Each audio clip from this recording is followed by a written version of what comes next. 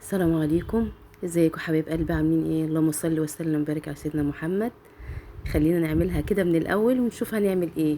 هنا بنسخن الطاسه على معلقتين زيت. احنا بنعمل هنا ايه؟ احنا معانا صدر فرخ، مش اكتر ولا اقل.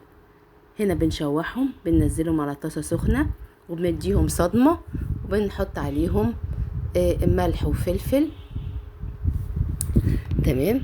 هنا معانا هنحط معلقه صغيره ملح، معاهم معلقة صغيرة فلفل أبيض، علشان البشاميل يعني ما الأسمر بيغمق التيست شوية، بس مفيش مشكلة، عندك أسمر تمام. وهنا معلقة بصل بودر، وبنضيف عليهم وبنقلبهم واحدة واحدة. هنا والله هي صدر فرخة بس، وقطعتها وكنت محتارة أعمل بيها ايه، فقلت نعمل بيها نجرسكو.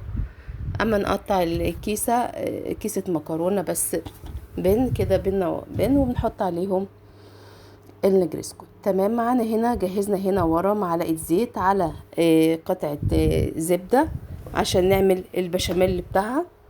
بنضيف هنا معلقتين كبار دقيق. تمام.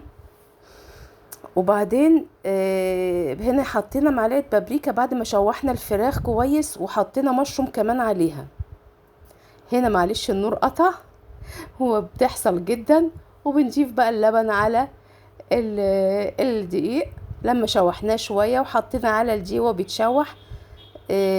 هنا حطينا مرقة دجاج، ممكن مكعب او ممكن بودر حسب ما انتي عاوزة. تمام. بنقلب هنا كويس. انا عايزة البشاميل خفيف، فما تقلقيش جدا ان هو يفضل خفيف، لا هو بعد كده بيتقل، لما بيبرد بيتقل شوية.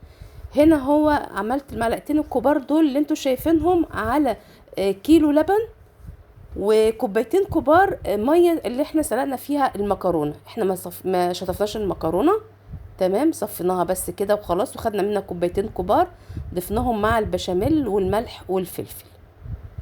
وبرده هنا حطينا ملح وفلفل ابيض على البشاميل، ومعلقه بودر مرقه دجاج بودر. هنا بتقلبي كويس بس عشان ايه القاع ما يكتلش منك وانتي بتقلبي الدقيق مع اللبن. هنا طبعا انا عايزاها خفيفه، انا بحبها خفيفه، ما بحبهاش تتقطع، يعني ايه تبقى خرط، لا. وبعدين هنا معانا الفراخ على المشروم، على هنا فلفل الوان احمر، وبضيفه هنا في القالب بتاعي اللي هيدخل الفرن. وانا كده كده مشغله الفرن على المكرونه. هنا بنضيفهم بنقلبهم مع بعضهم، مش بحط بقى طبقه وطبقه، لا انا بحب في النجرسكو ان انا اقلبها مع بعض. بنقلبهم سوا كويس مع بعض. وبعد كده هنا البشاميل اللي جنبي، هو هيبان قدام منك خفيف بس صدقيني هو مش خفيف، هو بعد ما يبرد شوية هتلاقيه تماسك الى حد ما. بضيف الكمية كلها. وببقى مجهزة برضو معايا جبنة موتزاريلا على جبنة ميكس كده جبن، بضيفه على وش البشاميل. تمام. عشان تدي برضو ايه تيست وتدي لون على وش البشاميل. ما بحبش احط عليها بصراحة البشاميل البيض خالص. طبقة الجبنة حطيتها ومجهزة عندي الفرن سخن، وهنا طلعت وبألف هنا وشفا، بتبقبق جامد اهو. ولايك وشير يا حبايبي اذا عجبكم المحتوى، ويلا جربيها واعمليها. عايزاها سخنة صبيها سخنة. مع السلامة.